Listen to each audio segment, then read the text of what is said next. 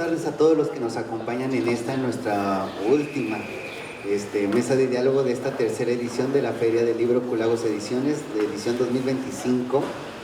Tenemos el gusto de tener a estos panelistas, estos que van a estar hablando, estos doctores, en esta gran mesa de diálogo que se llama ChatGPT y más allá, ¿cómo nos educamos?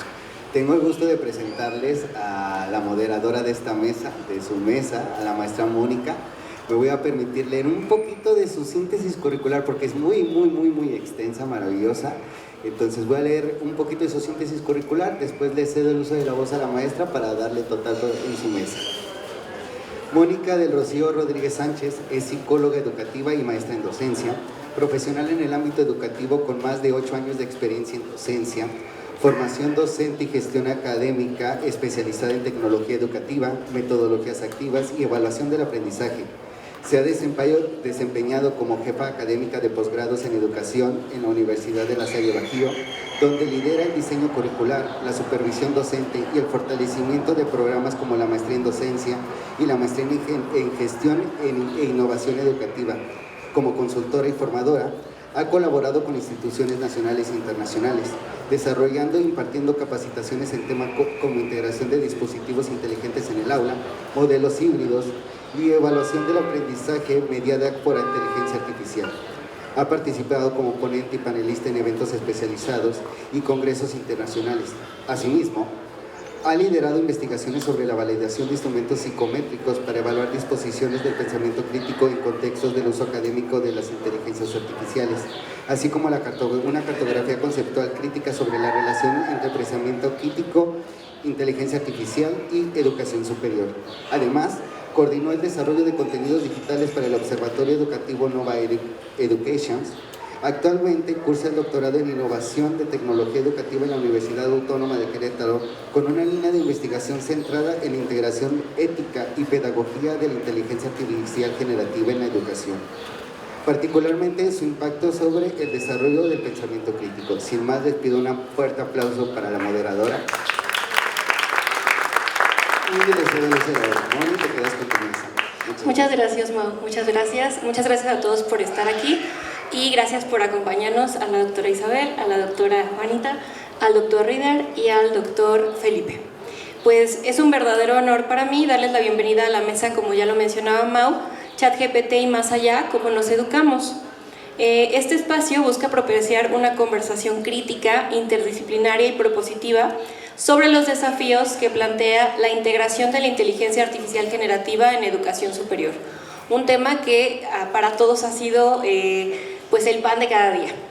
Para enriquecer este diálogo nos acompañan 4 especialistas excepcionales a quienes presento a continuación con una breve semblanza.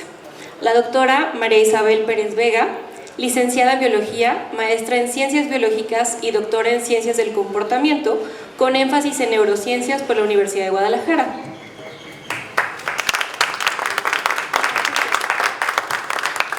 Ella es investigadora en temas de plasticidad cerebral, aprendizaje y memoria, es miembro del Sistema Nacional de Investigadores y profesora investigadora titular C en el Departamento de Ciencias de la Tierra y de la Vida de CEU Lagos.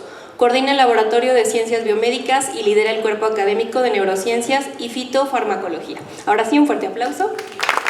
Bienvenida. Contamos también con la doctora Juana Pérez Gómez. Ella es licenciada en Derecho, maestra en Administración y doctoranda en Ciencias Sociales por la Universidad Iberoamericana León, profesora de tiempo completo en CEU Lagos, miembro del Cuerpo Académico, Estado de Derecho, Sociedad y Desarrollo Económico y reconocida con el perfil deseable por la SEP.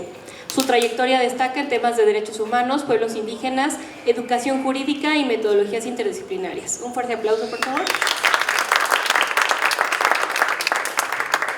El doctor Rieder James Rautegui, doctor en física con estudios de posgrado en el Centro de Investigaciones en Óptica y en la Universidad de Los Ángeles, California. Investigador titular C del Departamento de Ciencias Exactas y Tecnologías de CEU Lagos. Miembro de SNI nivel 3 y experto en criptografía caótica y ciberseguridad. Ha desarrollado patentes con aplicación en blockchain y se distingue por su pensamiento crítico sobre el futuro de la educación universitaria.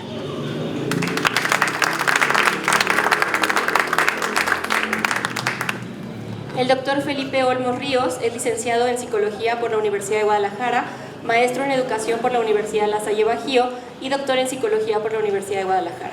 Actualmente es profesor docente asociado B en Culagos y coordinador de la licenciatura en Psicología. Es miembro del cuerpo académico Psicología Social y Salud y participa activamente en docencia, investigación y gestión académica con énfasis en procesos educativos. Un fuerte aplauso. Pues muchas gracias a cada uno de ustedes. Entonces vamos a iniciar con 3 rondas de preguntas en esta mesa de diálogo. Cada panelista contará con 3 a 4 minutos para responder las siguientes preguntas. Les invitamos a compartir sus reflexiones con claridad, profundidad y desde sus perspectivas disciplinares, ¿sí? Entonces voy a irles cediendo la palabra. Iniciaremos nuestra ronda en el orden inicial de la doctora Isabel, luego la doctora Juanita, luego el doctor Reider y luego el doctor Felipe, y así nos iremos para cada una de las preguntas, ¿de acuerdo? Muy bien, vamos a iniciar con la primera pregunta, que tiene como eje central el impacto y la transformación estructural. Desde su experiencia, ¿consideran que la incorporación de inteligencia artificial generativa en la educación superior está transformando verdaderamente los procesos de enseñanza-aprendizaje o simplemente estamos trasladando viejas prácticas a un entorno tecnificado? ¿Qué evidencias observan? Sí, buenas tardes, muchas gracias por la invitación. ¿Se escucha bien? Gracias, muchas gracias por la invitación. Bueno, con respecto a esta pregunta, yo considero que en este sentido estamos utilizando ambas en este sentido, es decir, estamos adaptando viejas prácticas a nuevas herramientas y viceversa. ¿Por qué? Porque en muchos de los casos, la mayoría de los docentes y muchos de los que estamos aprendiendo e incorporando el uso de la inteligencia artificial, lo incorporamos para agilizar ciertos procesos como traductores, para agilizar el manejo de datos o acelerar o actualizar ciertos programas, que en realidad son herramientas nuevas que las estamos incorporando a viejas prácticas, ¿no? O sea, solamente con este fin de dar mayor celeridad y eficientar nuestro trabajo.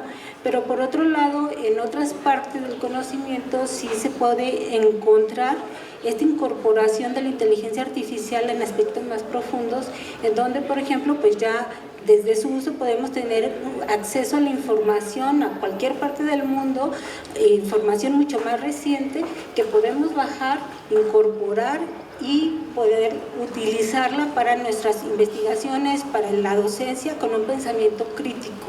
Es decir, no solamente lo utilizamos para hacer traducción de textos, sino también la podemos incorporar como un uso práctico, pero de manera más profunda.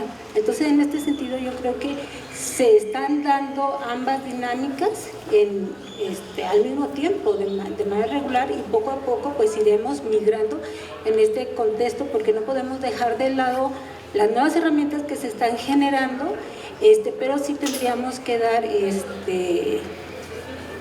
y definir como profesores, docentes de universitarios, formas de aprendizaje diferentes para los estudiantes, porque, bueno, seguramente ya vamos a tocar temas más adelante de las complicaciones que se pueden llegar a presentar y también de las virtudes que pueden llegar a tener estas herramientas.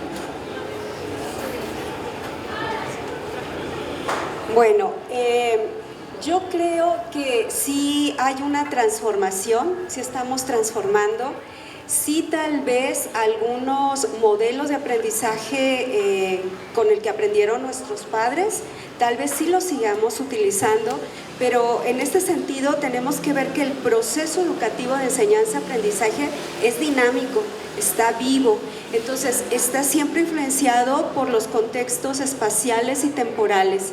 Entonces, en ese sentido, no podemos decir que si estamos en otros tiempos, con una modernidad, con lo que son las tecnologías de la información que se encuentran omnipresentes en todas las actividades del ser humano, pues no podemos dejarlas de lado, sobre todo en el proceso de enseñanza-aprendizaje. Entonces, en ese sentido, yo sí veo una transformación que enriquece y que potencia. Entonces, por otro lado, cuando hablamos ya de la inteligencia artificial, de alguna manera le da un plus a todo lo que son estas herramientas de la tecnología de la información y comunicación. Entonces, tenemos mayores herramientas de qué disponer, tanto los docentes como los alumnos, para potenciar este proceso, ¿no? Entonces, yo veo en la inteligencia artificial esa gran ventaja. Creo aquí que lo más importante es saber cómo la estamos utilizando y cómo la incorporamos y cómo estamos también en esa incorporación modificando los modelos, ¿no? Entonces sí, definitivamente yo sí veo esa transformación, y aunque en un momento más adelante vamos a hablar sobre los desafíos, sí quiero enfatizar esto de que creo que uno de los desafíos más grandes no es si utilizas o no la inteligencia artificial, ¿no? Creo que el desafío es más que nada ético en cómo lo vamos a utilizar, ¿no? Muchas gracias, doctora Isabel. Doctora Juanita, muchas gracias. Vamos con el doctor Rieder. Primeramente, buenas tardes a todos los presentes. Mónica, gracias por la invitación. Bueno, hace tiempos vengo reflexionando en este asunto de la inteligencia artificial, específicamente ChatGPT y modelo educativo. Si tienes un modelo educativo que vas a pedir al estudiante información, un modelo educativo que solo se dedica a hacer el checklist, certificación, acreditación, un modelo educativo que el único interés es palomear, ¿no? Famosas rúbricas, creo que eso ya lo hace el ChatGPT. En ese contexto podemos pensar, padre de familia, mejor darle una suscripción a tu hijo al ChatGPT, porque los centros universitarios, los centros encargados de darte educación, eso es lo que está haciendo. Si su modelo educativo es solicitar información, pedir información, pero si tu modelo educativo se dedica a lo que es transferencia de conocimiento, de tecnología, el ChatGPT es un aliado. Sí, yo me dedico al área de las ciencias básicas y hay algo, siempre hablamos de transferencia de conocimiento y lo que tenemos lo defino en 4 peldaños. ¿Cómo es el proceso de transferencia de conocimiento? El primer peldaño es datos crudos. A esos datos crudos los procesas, formas el peldaño de la información. Al peldaño de la información lo procesas, formas el peldaño del conocimiento y el último peldaño es sabiduría. El peldaño de la información y el conocimiento está muy cerca, ¿sí? La tecnología del ChatGPT, ¿qué es lo que hace? Está en el peldaño de la información. Entonces ya existe una tecnología y ahora va a ser mucho más fácil, es un aliado, el ChatGPT, si te vas a dedicar a hacer transferencia de información, ¿sí? ¿Qué pasa si no corregimos nuestros modelos educativos ahora? Si nos quedamos en modelo educativo de certificación, acreditación, rúbricas y no pensamos en transferencia de conocimiento, lo que va a pasar es el peldaño de información y el peldaño de conocimiento el gap se va a hacer más amplio. ¿Sí? ¿Qué es lo que va a pasar? La brecha de lo que menos saben y la brecha de lo que más saben se va a ampliar. Va a haber más injusticia, no vamos a tener un sistema viable, sustentable. ¿Sí? Entonces, eso es mi primera perspectiva del ChatGPT. ¿Qué se nos viene? ¿Cómo lo ves? Puede ser nuestro aliado o puede ser nuestro rival. Muchísimas gracias, doctor Rieder, y finalizamos con el doctor Felipe. Hola, muy buenas tardes a todos. Muchas gracias por la invitación a este evento. Bueno, respecto a la pregunta que se plantea respecto a el impacto y los cambios estructurales que se están generando, lo primero que podemos ver es que es un choque dentro de este choque, algunos lo podemos tomar tanto como una oportunidad de ver hacia el cambio o también como una generación de crisis que muchos estamos viviendo hoy en día. ¿Por qué? Porque muchos, sobre todo refiriéndonos a cómo trabaja el docente, nos vamos a topar con docentes que nos van a decir es que ChatGPT es algo que no se debe de utilizar, es algo que está prohibido, no lo utilicen, y hay quienes nos van a decir no, pues vamos a experimentar, vamos a ver cómo se utiliza, cómo funciona y qué se puede generar. Y entonces, dentro de este campo del posible campo, nos podemos encontrar, bueno, ¿qué posibilidades existen dentro del campo de conocimiento? Bueno, tenemos una nueva forma de cómo vamos a acceder al conocimiento, organizar la información, también de cómo se produce el conocimiento, que lo vamos a abordar más al ratito en las siguientes preguntas. También uno como estudiante puede encontrar formas de cómo indagar sobre la información, cómo contrastar, cómo comparar información. Entonces son muchas habilidades, competencias que se están desarrollando. Y volviendo al tema de la crisis, entonces como docentes en ocasiones no sabemos hacia qué punto irnos. Entonces les digo, es una crisis que se está generando. Nosotros docentes podemos utilizarlo como un medio para lograr o concluir con planificación de cursos, cómo generar actividades en clase, e incluso crear medios de evaluación, que aquí el doctor ya estuvo platicándonos un poquito de eso. Y así, para cerrar esta participación, también nos quedan algunos desafíos, como puede ser la resistencia al cambio, el no lo usen porque es algo malo, y también vienen las preocupaciones éticas, que también ya se estuvo mencionando, y lo que sí vamos a necesitar es una capacitación tecnológica. Gracias. Muchísimas gracias, doctor Felipe. Bueno, creo que los cuatro coincidimos en que la educación se está transformando. Vamos al bloque número 2, que es riesgos éticos y desafíos epistemológicos, ¿ok? Y en eso nos vamos a centrar en este momento. Y la pregunta en la que nos vamos a dialogar es: ¿cuáles consideran que son los riesgos más profundos, no solo los evidentes, que enfrentamos al integrar la inteligencia artificial en la educación superior? En particular, ¿cómo impacta en la autoría intelectual, el pensamiento crítico y la construcción del conocimiento? ¿Okay? Si quieren, empezamos ahora con la doctora Juanita. Bueno, esa fue la pregunta que más me gustó y de la que escribí bastante, a ver si alcanzo con el tiempo. Bueno, creo que uno de los riesgos o de las evidencias más obvias con el uso, no quiero referirme solamente a ChatGPT, sino a la inteligencia artificial en su diversidad. Entonces, creo que uno de los riesgos más obvios es el plagio. Eso es lo primero que criticamos y en lo que nos fijamos.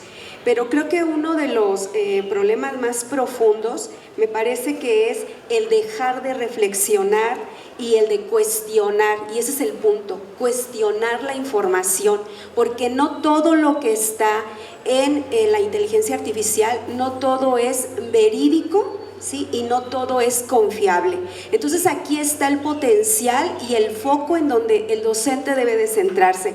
Me parece que debemos aprender a pensar sobre la información misma, a analizar contenidos, conceptos, identificar ideas principales, palabras clave, teorías, enfoques epistémicos. Y aquí, para lograrlo, es donde entra la figura central del docente, porque el docente es el que guía, entonces ahí transforma, y esa es la parte de la transformación, porque ya no solamente tenemos la autoridad dentro de un aula o decimos qué tiene que hacer el alumno, o qué tiene que aprender el alumno. Entonces aquí viene esa transformación de los roles que tenemos como docente y como alumno. Entonces el docente se convierte en una guía, y cuando nosotros queremos que el alumno conozca de alguna temática, debemos primero darle las herramientas, las nociones previas, para que el estudiante, cuando vaya y realice su información, sepa qué va a buscar, sepa cómo preguntar,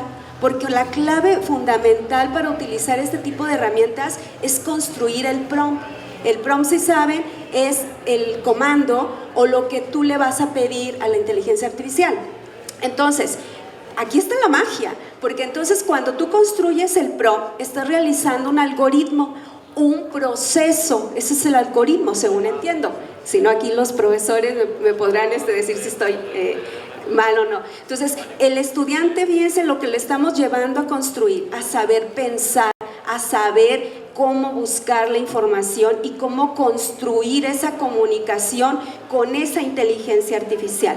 Por lo tanto, una vez que adquiere la información, otra vez entra el docente y llevarlo ahora a otras fuentes. ¿Para qué? Para que el estudiante sepa discernir entre información obtenida por la inteligencia artificial y otras fuentes. Entonces, no nos alejamos tampoco de lo tradicional, pero ¿qué estamos haciendo? Estamos haciendo que el estudiante aprenda a pensar y no olvidemos que el proceso de educación es un proceso reflexivo, es un proceso humano y es un proceso social. Entonces yo ahí lo veo en ese riesgo, ¿no? Pero sí implica todos estos cambios. Entonces, para cerrar aquí, yo creo que nuestros roles cambian, creo que esto que es más profundo y que nos preocupa sobre el aprendizaje, el pensamiento crítico y demás, me parece que con esta forma de verlo estamos construyendo conocimiento, que el alumno lo construya, que sea reflexivo, que piense sobre esa información, que sepa discernir de esa información y entonces él puede crear sus propios textos y su propia información y ahí volvemos, se convierte en autor de lo que él escribe, ¿no? Muchísimas gracias y de acuerdo, ¿no? No es lo mismo decirle a ChatGPT, hazme un ensayo, que vamos a hacer una lluvia de ideas para empezar a trabajar el ensayo, ¿no? Muy bien. Vamos con el doctor Rieder. Buen punto. ¿Qué podemos enfrentarnos en esta realidad? Desplazamiento del pensamiento crítico por eficiencia tecnológica. Riesgo de la autoridad intelectual diluida, epistemología superficial, ampliación entre la brecha educativa de lo que más saben y lo que menos saben, falta de responsabilidad tanto de la docencia como las instituciones. Repito, necio me viene hoy, cambiemos nuestro modelo educativo. Creo que estamos en tiempo y forma de buscar que el estudiante sea más crítico, más reflexivo, que piense en innovar, transformar el conocimiento, que es lo que nos va a llevar más lejos. Si no, la brecha de lo que más saben o los que más tienen y lo que menos tienen se va a ampliar. ¿Sí? Veamos por ese lado. Bueno, ese es mi comentario. Gracias. Las instituciones de educación superior, las universidades, tienen un alto porcentaje del valor formativo, del aspecto formativo del futuro profesionista. Entonces, cuando hoy en día, por ejemplo, para no hablar tanto de psicología, si le decimos al ChatGPT que nos genere, si un estudiante de arquitectura que le genere un plano de X cosa o un modelo de algo o fotografía de algo y oye por favor resuélveme este ejercicio o oye por favor califícame esto, entonces cuando se entrega el producto al docente, se supone que el docente se da cuenta de que es algo que está generado por algo más y entonces ahí es donde entra esa parte reflexiva de no sé cuántos docentes estamos aquí, pero entonces aquí entra la parte reflexiva del docente de decirle esto está generado por otra cosa, esto no es auténtico, esto no lo hiciste tú y entonces ya entra ese proceso de vamos a reflexionar, vamos a la autoevaluación, evaluar lo que uno hace, el producto que entrega. Entonces, desde esta parte práctica lo que intento decir es que sí, la institución tiene una alta carga de responsabilidad respecto a lo que están haciendo los estudiantes con los dispositivos, y recae en el docente detectarlo y decirles esto no es así y entrar a un proceso reflexivo. También respecto a lo que estábamos hablando de la parte ética, también está el tema de la propiedad intelectual. Entonces yo estoy presentando algo que en realidad no generé como estudiante, y de nuevo alguien lo tiene que detectar y llevarlo a la parte reflexiva. Y último también, que lo mencionó la maestra Juanita, y es una pregunta que queda para también la discusión y la reflexión. Entonces, si mucho lo está construyendo el ChatGPT u otro dispositivo, entonces ¿quiénes son los que están construyendo el conocimiento? Porque las personas no.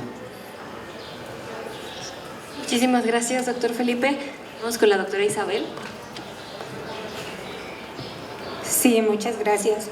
Bueno, con respecto a esta pregunta, entre los puntos que pude identificar, una que creo y considero de las más importantes es una posible atrofia del pensamiento crítico. La crisis de la autoría intelectual, que ya comentaron hace un momento, la homogenización epistemológica, la disolución del rol del formador del docente y la mercantilización y dependencia tecnológica del conocimiento. Voy a abordar algunos de los que no se han abordado todavía. Por ejemplo, la atrofia del pensamiento crítico. Creo que aunque estos programas de inteligencia artificial, no solamente ChatGPT o cualquiera de todos los medios, no es lo mismo decir, ¿sabes qué? Resuélveme este problema.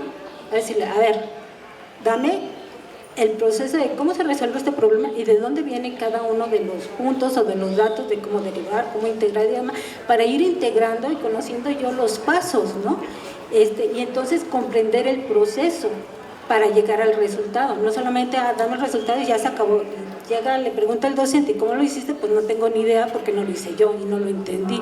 Entonces, creo que entre las cosas buenas que pueden tener estos programas es que te pueden llevar de la mano, puedes llegar a ser autodidacta, pero también es esta cuestión de que debemos nosotros enseñar a los alumnos cómo utilizar estas herramientas. Ya están ahí, no las podemos hacer a un lado, pero también enseñarles, ok, ya está ahí, no te podemos decir no lo utilices, o a lo mejor habrá quien sí lo haga, pero vamos a quedarnos atrás.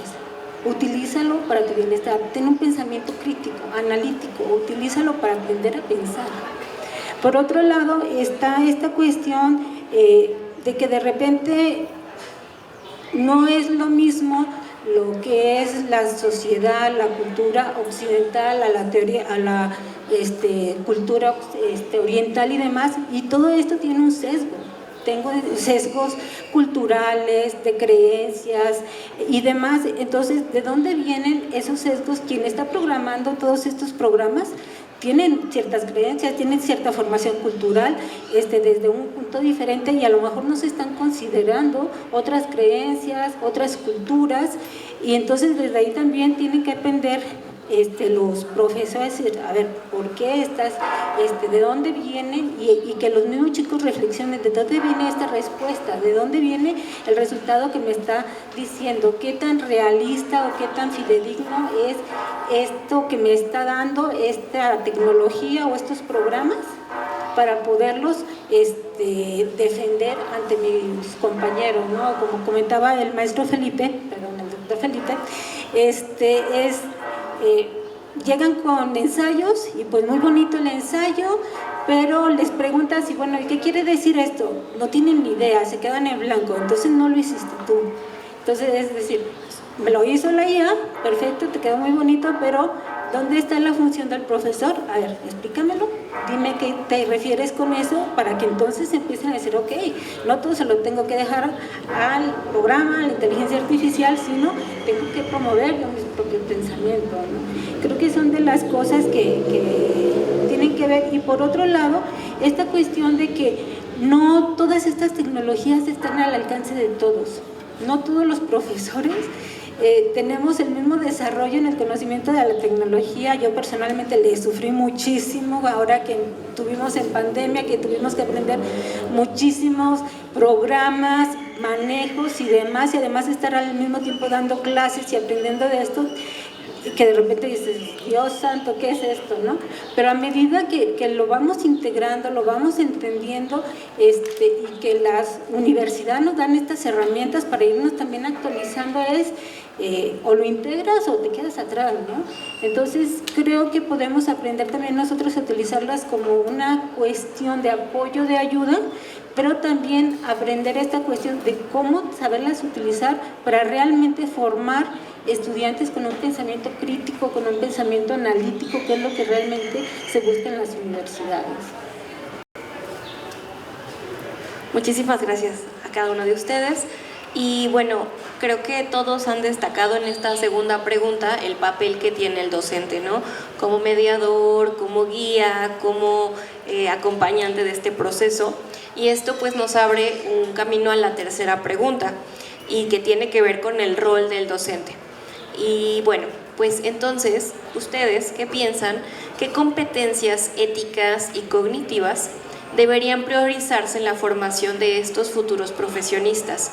¿Y qué transformaciones consideran necesarias en el rol del docente dentro de este nuevo ecosistema? Empiezo con el doctor Rieder.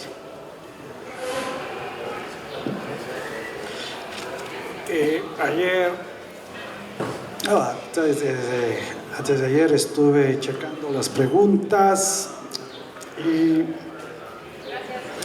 estaba viendo, reflexionando las preguntas, ¿no? Entonces, el planteamiento del rol del docente, acá escribí: una guía en la construcción del conocimiento, formador de criterio y de responsabilidad, diseñador de experiencias de aprendizaje significativo, y tener como aliado a la inteligencia artificial.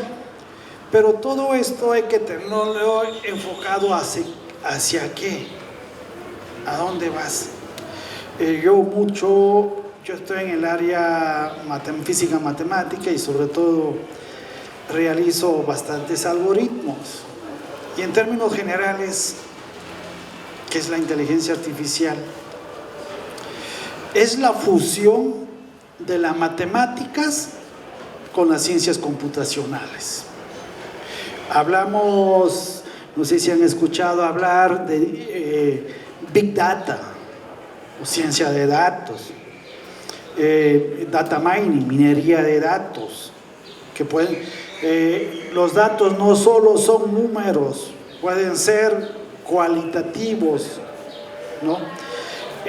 Todos ellos lo procesas y entra en un algoritmo, y hablamos de machine learning o aprendizaje automático. Entendamos como machine learning es un algoritmo matemático que está dividido en dos grandes partes, por ejemplo, aprendizaje supervisado y aprendizaje no supervisado. El supervisado es regresión lineal y clasificación, el no supervisado es clusterización y PCA. ¿Pero qué es eso? Y hace poco se integraron a nuestro grupo de investigación y tienen varios expedientes de cierto proceso. Y resulta que ya existe las matemáticas que te analiza eso, álgebra lineal. Sí, y resulta que estamos iniciando un proyecto que es matemáticas, todo el background que tiene a un proyecto puntual. Yo ahí le estoy llamando Digital Lawyer, abogado digital. Estamos trabajando en eso, estamos en sus pininos, pero ¿qué quiero decir acá? Vamos a generar conocimiento. Y sobre todo, no sé si hay algún estudiante de ingeniería ahí, acá el primer curso de matemáticas que se le da a ingeniería es álgebra lineal, y mucho de lo que se hace en álgebra lineal actualmente se usa mucho en inteligencia artificial. Sí, entonces ahí veo lo que es la responsabilidad del docente. Irnos con proyectos de emprendimiento, proyectos de innovación, focalizar a desarrollar, no solo pedir información. ¿Sí? Bueno. Gracias. Respecto a qué competencias. Primero, platicando de las competencias, algo que sí se necesita continuar abordando y llevarlo a la reflexión es cómo estamos fomentando la creatividad. El pensamiento crítico.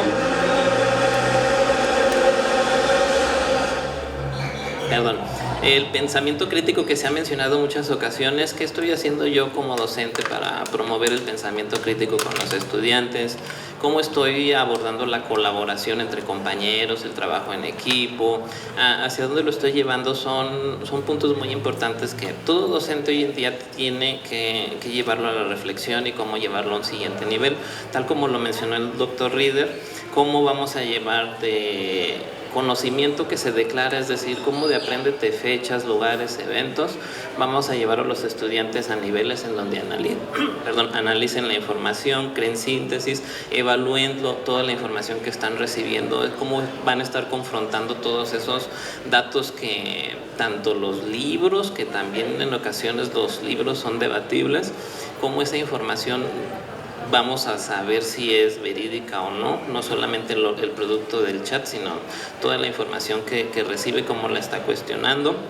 Dentro del contexto metacognitivo, igual, lo mencioné hace ratito, la autoevaluación, cómo estoy evaluando mi proceso de aprendizaje como estudiante, cómo voy a dar cuenta de lo que estoy aprendiendo, cómo voy a reconocer cuáles son esos huecos o sesgos que tengo y que tengo que reforzar en ciclos futuros hasta llevar a la conclusión de mi carrera. Y también considerar que la inteligencia artificial no es el foco de atención, es un colaborador dentro de todo el proceso educativo y en ocasiones lo vemos como el eje central.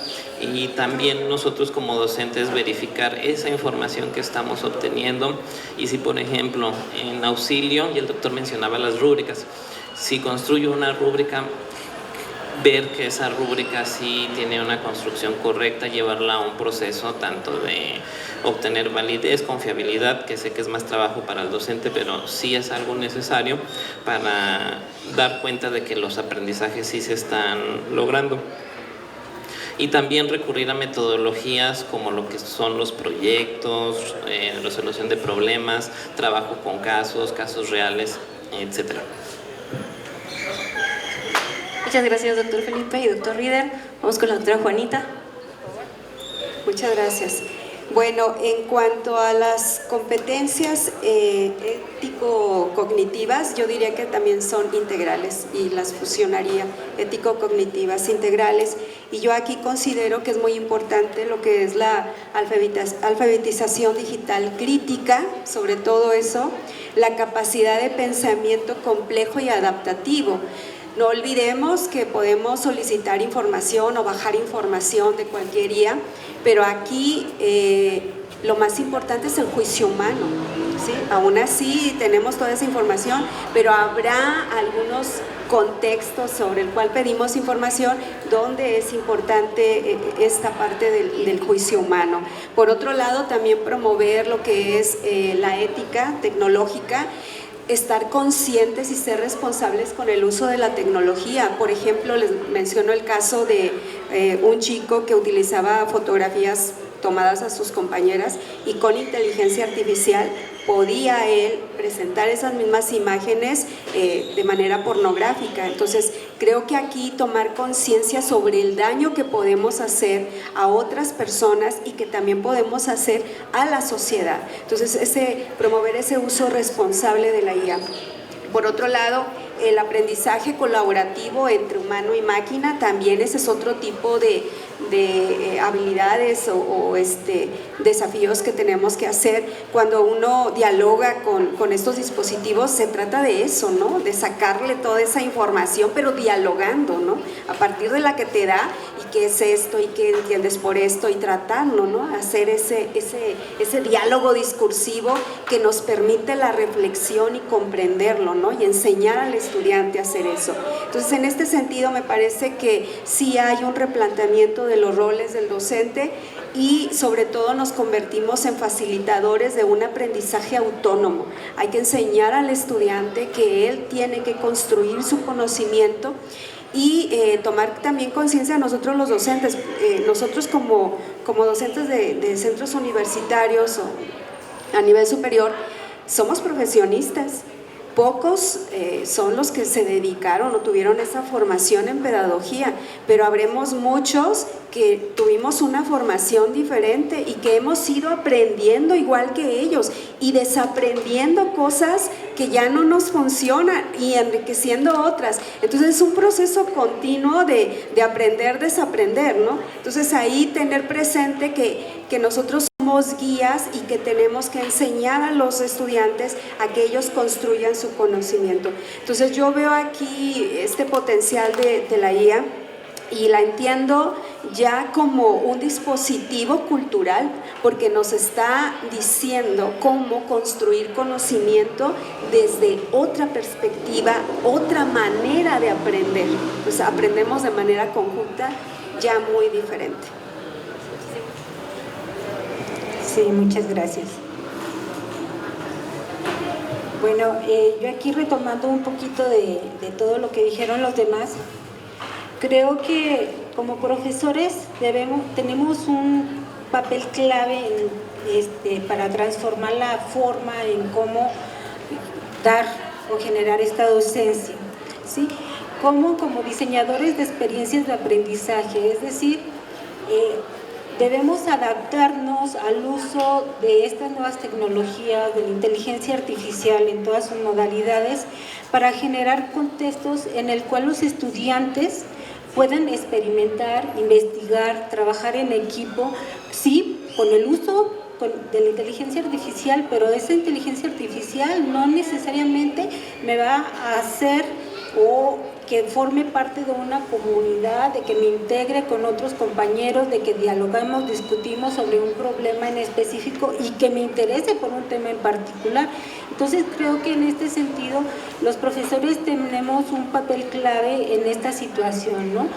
Quizás poner un problema en el cual deban de resolver como equipos, que puedan utilizar información que extraiga por medio de inteligencia artificial, pero que de manera conjunta dialoguen, discernen sobre el tema, pero también que ellos se interesen en ellos mismos, de tal manera que hagan el trabajo propio y que además lo resuelvan desde una perspectiva ética, con conocimiento de cómo utilizar esos resultados que van a obtener o cómo van a manejar la información desde el contexto social, ambiental, global, de cómo utilizar todas estas cuestiones, ¿no?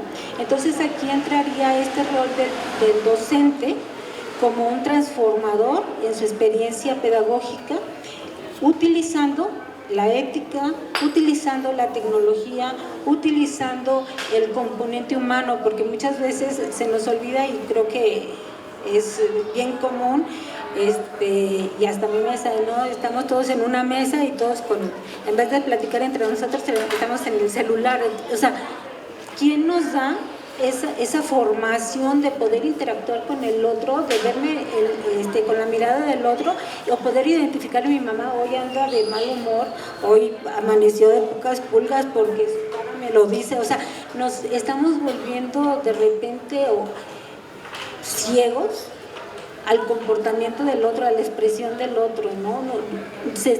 Porque todo el tiempo estamos en eso, o de repente estamos más preocupados por contestar un mensaje que por escuchar a una persona que nos llega con un problema. Entonces creo que esas cosas son de reflexionar y también de transmitir a los estudiantes en este sentido. Es muy bueno toda esta tecnología que se está utilizando, pero también hay otras cuestiones mucho más importantes.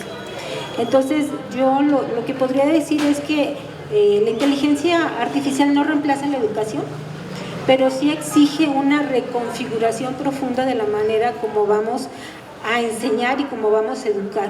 de tal manera que debemos fomentar un perfil profesional que no solo domine las herramientas tecnológicas, sino que piense críticamente, se actúe éticamente y se adapte con resiliencia a los cambios que se está requiriendo de manera global.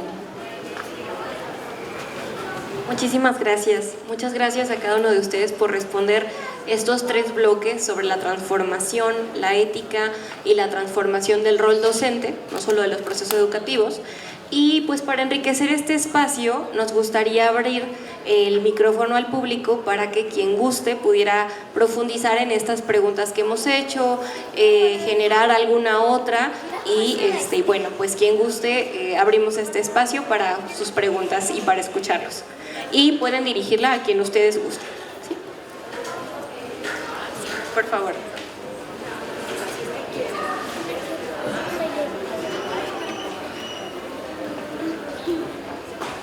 Hola, buenas tardes.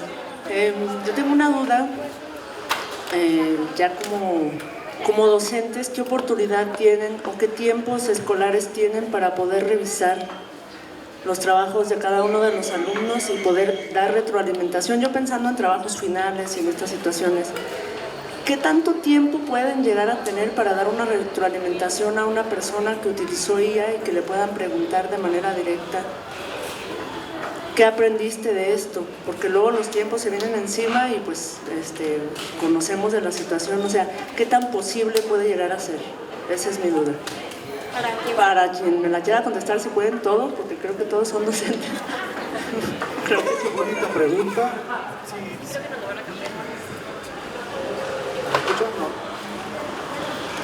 Bonita pregunta. ¿En qué momento nos damos cuenta? Dentro de nuestro campus, hace buen tiempo tenemos, nosotros llamamos un modelo educativo centrado en la investigación. Se le da un proyecto real al estudiante y, por ejemplo, yo estoy pegado al área de ingeniería. Se le da un proyecto de automatización de algún sistema, pero es un proyecto real. Lo que tiene que estudiantes de todo el conocimiento que él ha adquirido, tiene que llevar a resolver un problema real, por lo general un problema muy básico de ciencia básica. Y no le pido un ejercicio de un libro. Por lo general, lo que viene en un libro fue novedad hace 10 o 15 años y es ideal. Pero cuando ya está centrado en lo que es la enseñanza centrada en la investigación, en desarrollo de proyectos, innovación, emprendimiento, en ese caso el ChatGPT es un aliado, no es el rival. No, en ese sentido, no veo cómo se llama que se usó ChatGPT, más bien yo le digo, busca cuál es el background, cuál es el estado del arte que existe en el medio para ver qué es lo que han hecho y qué es lo que falta hacer y si hay algo que falta hacer, dediquémonos por ahí nosotros, ¿no? Entonces, eso es, digamos, la estrategia que usamos en el grupo de trabajo que venimos, bueno, estando en la UDG, ¿no? Perfecto, doctor Felipe, doctora Isabel, doctora Juanita. Primer pregunta fue ¿cuándo? Usualmente uno califica en las noches, por la noche, fines de semana o muy temprano en la mañana. Son como que los horarios así típicos. En mi caso, así voy a decirte muy particular mi relato. ChatGPT lo identifiqué el ciclo pasado porque me daba cuenta de que había una redacción muy extraña, que, o sea, un estilo de redacción igual, así idéntica, que al final te da en conclusión y te repetía todo lo que se había dicho con anterioridad, palabras marcadas con negritas como ideas para que generar una idea clave, que yo decía, bueno, ¿qué está pasando aquí? Pero como yo me declaro nuevo en eso, bueno, ya no tanto, ¿verdad? Pero como me declaro nuevo en eso, entonces dije, pues vamos a ver cómo funciona el ciclo pasado, el ciclo que viene, perdón. Entonces ya este semestre me empiezo a topar con esa misma situación, que la redacción casi igual, la conclusión que es repetición de lo que ya se había narrado, falta de errores de ortografía, así todo muy bonito. Entonces lo que terminé haciendo es que utilicé una aplicación para que me ayudara a revisar documentos que fueron generados por otra aplicación. Entonces me ves a partir de las 12 de la noche de un día subiendo documentos a Turnitin, porque hasta eso la Universidad de Guadalajara es tan linda que nos da cuentas en Turnitin. Y entonces ya Turnitin nos da el porcentaje de plagio, pero también nos da el porcentaje de generación de inteligencia artificial. Y entonces ya a quienes tenían un porcentaje muy elevado, que estoy hablando de 60, 70, 80, 90, 100%, pues sí recibieron un mensajito de tu documento tiene tanto porcentaje de inteligencia artificial, por favor corrígelo. Y también ya estoy investigando cómo generarles una cuenta para que ellos ingresaran y yo no subiera 70 trabajos otra vez. Entonces más o menos ese es el punto en el que voy, y por ahora sí fue te regreso tu documento porque se identificó con Turnitin y por favor haz la corrección. Entonces hubo muchas correcciones y también hay mucho camino aquí por andar, porque luego también te topas, no sé qué tan cierto sea eso, de que también hay medios para engañar al Turnitin, y entonces es como ir yendo por el camino para ver cómo resuelves, pero al final de cuentas, y es algo que mencioné hace rato, tú tienes que detectar y decir, está ocurriendo esto, porque si lo dejas pasar, entonces, ¿qué tipo de profesionistas vamos a mandar al mundo? Muchas gracias. Bueno, si me escuchaste hace rato que estuvimos juntas en el taller, cuando no en todos los cursos pides algo bien hecho o estructurado, una información así, digamos, de contenido. Cuando me entregan, yo generalmente pregunto, ¿te gustó lo que escribiste? Dime qué te gustó más, qué concepto. Ah, pues ahí me doy cuenta, ¿sí? ¿Qué concepto esto? ¿Y qué entendiste? ¿Y cómo lo aplicarías ese concepto en la realidad? Entonces, a mí no me molesta que utilicen cualquier IA.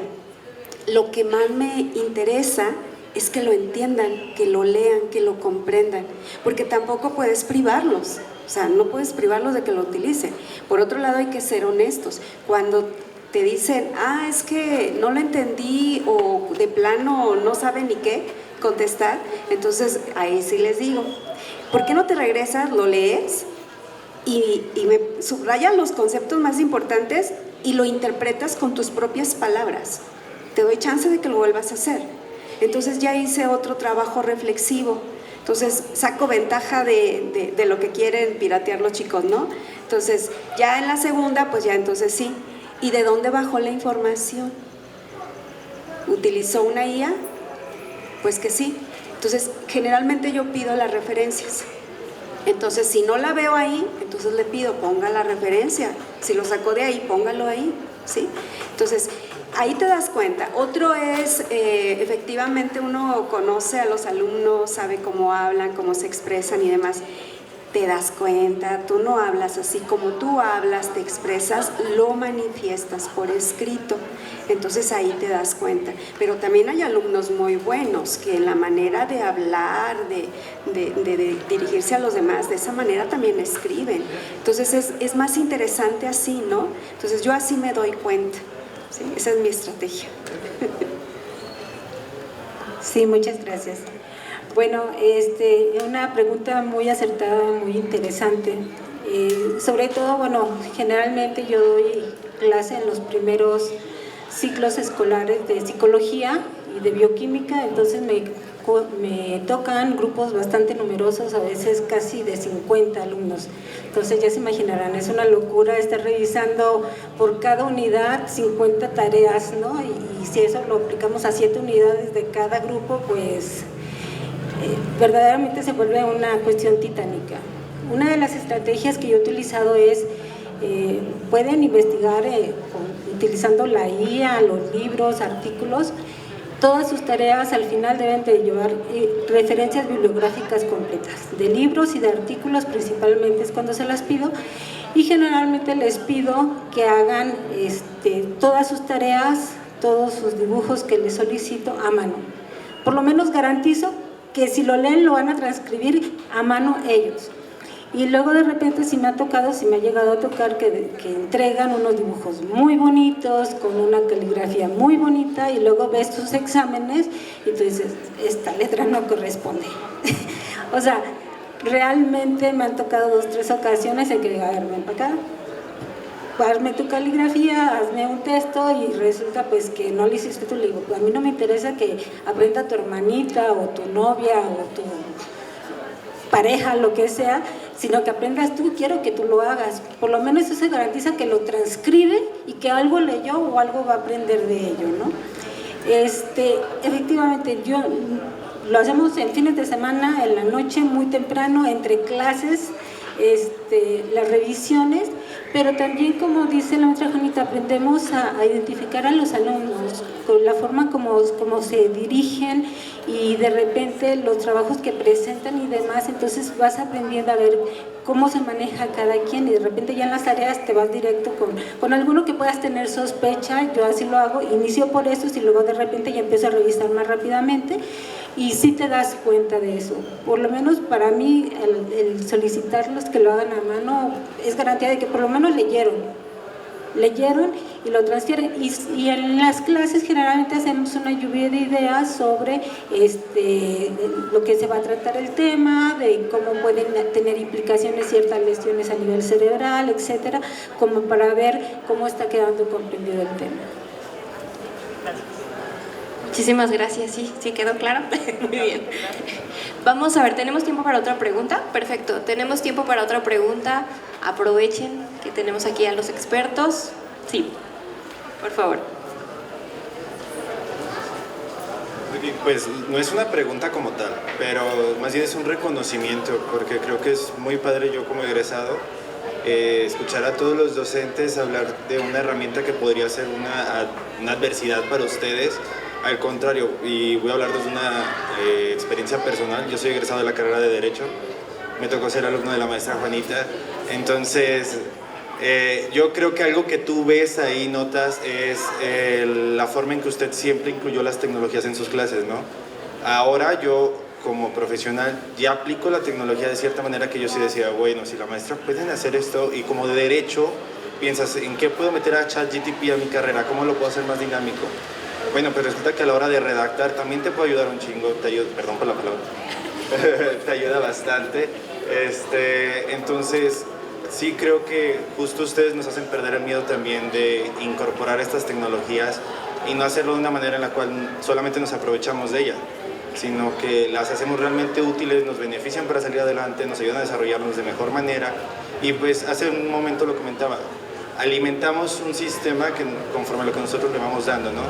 Yo si solicito algún escrito de un reglamento, lo que ocupe, pues no solamente le voy a poner, redáctame un escrito en este sentido, le voy a alimentar y le voy a poner según el reglamento tal, de la legislación tal, del estado tal, del municipio tal, esto y esto otro, y a lo mejor él ya me va a dar una idea en lo cual uno se puede basar.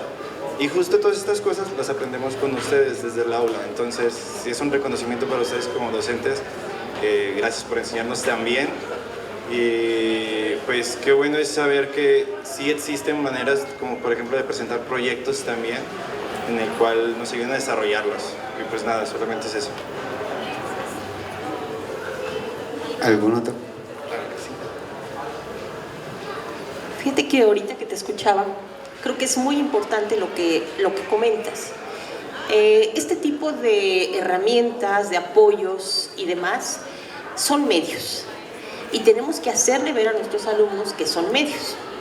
Definitivamente, si estamos trabajando ya con futuros profesionistas en educación superior, creo que es muy importante hacerle ver al alumno la responsabilidad crítica, todo lo que hemos escuchado ahorita de estos grandes ponentes, ¿no?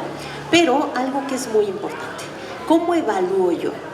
Si yo tengo la capacidad de poder apoyarme como docente también de inteligencia artificial, estoy facilitándome mucho el trabajo. ¿A qué me refiero? Si yo tengo de un alumno un portafolio de evidencias, o sea, 5 tareas que le pedí durante el semestre o en el transcurso del mes, según sea el modelo de cada institución, y yo recupero uno de cada alumno y lo meto a la IA yo, y le digo, de aquí genérame 5 preguntas importantes de este texto que yo sé que escribió Juanita Pérez. Las saco, las imprimo, y cuando llegue la hora del examen, yo les digo, pueden sacar el material que ustedes quieran, ¿sí?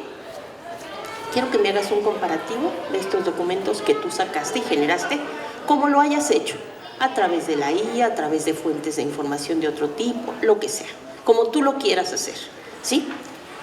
Ahora vas a guardar tus documentos y ahora quiero que me generes un mapa conceptual. Y en este mapa conceptual le vas a poner 5 ideas importantes de tal documento que yo ya metí a la IA, que yo ya tengo sintetizado, que yo ya sé qué me debería de decir el chico, de alguna manera, de ideas importantes, conceptuales, en donde él está organizando su pensamiento cognitivamente para generar este esquema, está integrando información y está de alguna manera recuperando saberes y está transformando saberes. Creo que todo esto es muy importante y tú lo decías, qué bueno que nos enseñaron también y que nos permitieron utilizar este tipo de herramientas, porque este tipo de herramientas son medios para aumentar este conocimiento de nuestros alumnos, sobre todo en edad profesionista, ¿sí? Si estamos en educación superior, creo que tenemos mucha ventaja, muchísimo, para trabajar y sacar el mayor provecho a este tipo de herramientas, de dispositivos, en donde el alumno va a saber que a partir de este dispositivo se está enriqueciendo y está ampliando su conocimiento. Entonces, creo que es muy importante que ustedes como alumnos y que ustedes como docentes les transfieran a los alumnos la confianza de utilizar este tipo de herramientas y que puedan sacar el mayor provecho. ¿Sale? Muchísimas gracias por el tiempo. ¿Alguien más quiere hacer una pregunta o algún comentario? Va.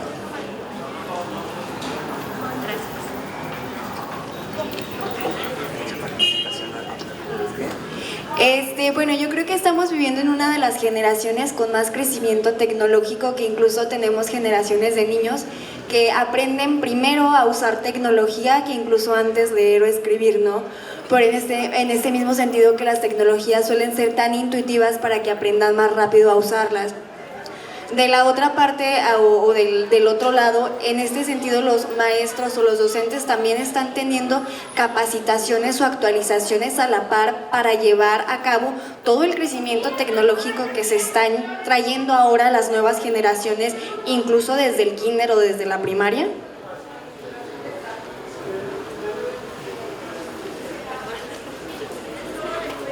Gracias. ¿Quién le diriges tu pregunta a alguien o quién guste? ¿Quién gusta? Justo tengo ese problema. Tengo una niña pequeña, 2 niñas. A una le tocó aprender a leer antes de la pandemia y la otra después de la pandemia.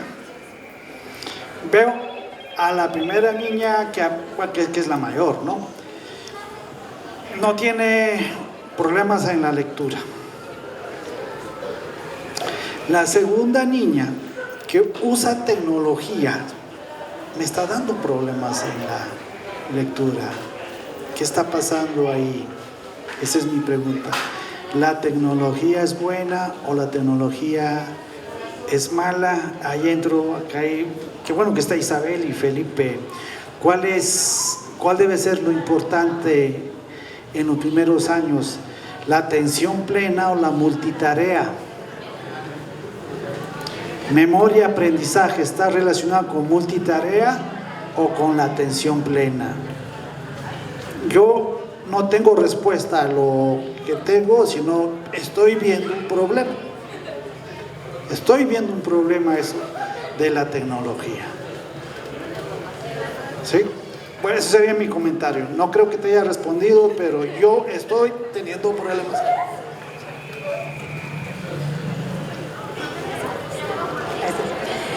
Bueno, hace algunos años, creo que muchos de ustedes todavía no nacen, salía un anuncio donde estaban promocionando un licor, decía nada con exceso, todo con medida.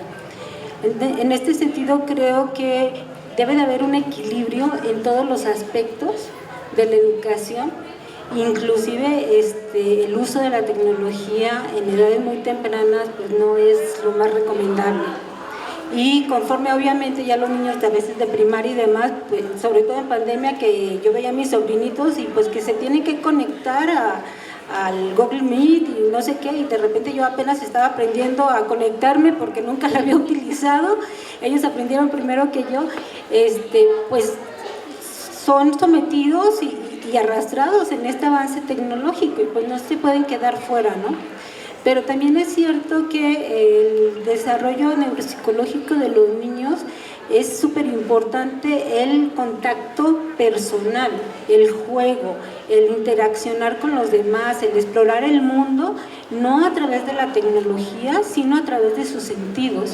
Entonces yo creo que el uso de la tecnología en los infantes debe de empezar muchísimo más tarde y en horarios muy específicos y muy cortos al día, porque también se ha visto que el uso excesivo de las tecnologías en los niños puede llegar a desencadenar alteraciones neuropsicológicas y cerebrales importantes, desde la liberación tan sutil de más tipos de ciertos transmisores químicos como la dopamina y demás, y estamos viéndolo en los niños que ya son no son tolerantes a la frustración, o sea, cualquier cosa y ya se enfadaron de ver un video de 3 minutos y ya lo que sigue y lo que sigue y lo que sigue. ¿Por qué? Porque ya están acostumbrados a la inmediatez. No se están acostumbrados, por ejemplo, antes nos decían, ¿sabes qué? Pues no te puedo comprar esto, y pues no nos quedaba de otra más que decir, bueno, pues cuando haya dinero, ¿no? Ahora los niños lo quieren y no pueden superar esta frustración.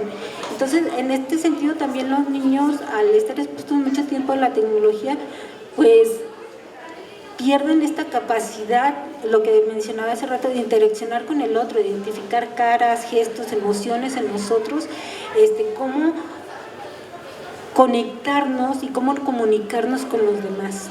Entonces eso es muy, muy importante. Y obviamente los niños cuando no tienen el uso de ciertas tecnologías y demás, o cuando los mismos papás muchas veces no les facilitan del todo el decir, si el niño señala algo, de decir, quiere esto, se lo doy. Dime qué quieres, para que el niño aprenda a verbalizar y aprenda a expresarlo, eso es también sumamente importante. Entonces creo que no nos debemos de casar solamente con una cuestión, sino saber equilibrar los diferentes aspectos en los procesos cognitivos, porque si no podemos arrinconar a los niños hacia ciertas partes donde a lo mejor se desarrollan más en un campo, pero en otros van a estar sumamente mal. Y finalmente eso tampoco es benéfico. Bueno, con respecto a tu pregunta, era que si recibíamos capacitación constante. Sí, recibimos capacitación constante.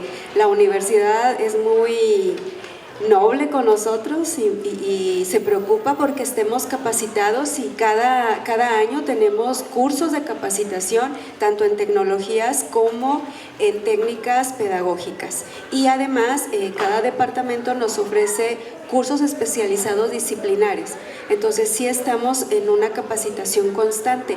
Eso implica también que perdamos el miedo a los cambios, ¿no?, en la educación, y sí poco a poco vamos transformando, y poco a poco a lo mejor muchos de los profesores que le tenían miedo al principio pues se vieron en la necesidad de tener que adquirirlos ya por necesidad. La pandemia nos cambió todo el panorama, entonces tuvimos que adoptar primero las tecnologías de la información y ahora con la IA. Por otro lado, esta capacitación constante es necesaria porque la vida laboral lo exige, y parte del capital cultural de las nuevas generaciones es este conocimiento. Entonces la universidad también tiene que cambiar esto, ¿no?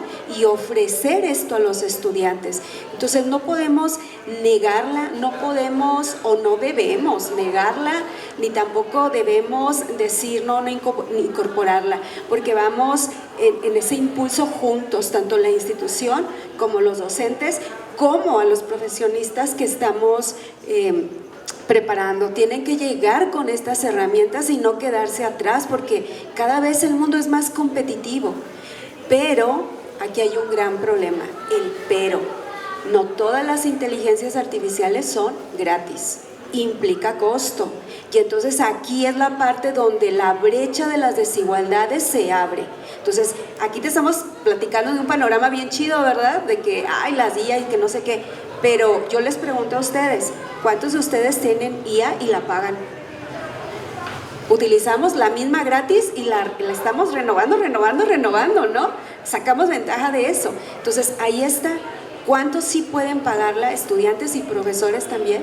¿Y cuántos no? Entonces aquí es otro tema que podría discutirse también, ¿no? Porque entonces la brecha de las desigualdades, el acceso a esta capital cultural e intelectual, pues ya no va a ser el mismo para todos, ¿no? Entonces, pues bueno, hacemos lo que podemos con lo que podemos, y con lo que podemos le sacamos ventaja. Muchísimas gracias. Pues bueno, yo creo que aquí hay otra pregunta. Muy bien. Mira, hay una herramienta muy buena donde no te cambia totalmente nada, te deja tu propio estilo y nada más te ayuda a hacer unas pequeñas correcciones de coherencia lógica. En el procesador Microsoft, Word Microsoft, de la nueva actualización, lo instalas, te esperas un poquito, te verifica que efectivamente lo estés utilizando. Yo te aconsejo esto, que en cuanto lo instales, lo utilices ese mismo día y el otro día, y te va a permitir. Entonces no solamente es el perfeccionar tu escritura, te da varios estilos, profesional, creativo, lo que tú quieras, y también te ayuda a identificar puntos claves, pero de tu propio documento. Entonces eso es bastante interesante porque respeta tu creatividad y tu autoría. Entonces nada más te ayuda en la coherencia, digamos, y sí te mejora un poco los signos de puntuación. Pero eso es buenísima y es gratis. Excelente. Pues muy bien, creo que esta mesa esta mesa de diálogo nos ha de verdad hecho seguir platicando y seguir profundizando, y creo que pudiéramos seguir aquí porque es un tema muy reciente y aparte como que nos está transformando. Para cerrar esta conversación deseo recuperar 3 ideas clave. Primero, que la inteligencia artificial nos confronta no solo con nuevas herramientas, sino con una redefinición profunda de lo que es el conocimiento, la enseñanza y la ética educativa. El pensamiento crítico, la agencia del estudiante y el juicio pedagógico deberán de convertirse en elementos aún más centrales en esta nueva etapa. Y que, bueno, sobre todo yo creo que es algo que ya mencionamos, el rol del docente dejará de ser un transmisor para convertirse en un curador, un mediador y un generador de contextos que den sentido. Agradezco sinceramente a cada uno de nuestros panelistas, la doctora María Isabel Pérez Vega, la doctora Juana Pérez Gómez, el doctor Reader James Rategui y el doctor Felipe Olmos Ríos, por su claridad, su profundidad y su compromiso con la reflexión educativa. Gracias también al equipo organizador de la Feria del Libro de ECU Lagos y a todos ustedes por su atención y su participación. Esperemos seguir teniendo estos espacios para poder seguir profundizando en este tema. Muchas gracias.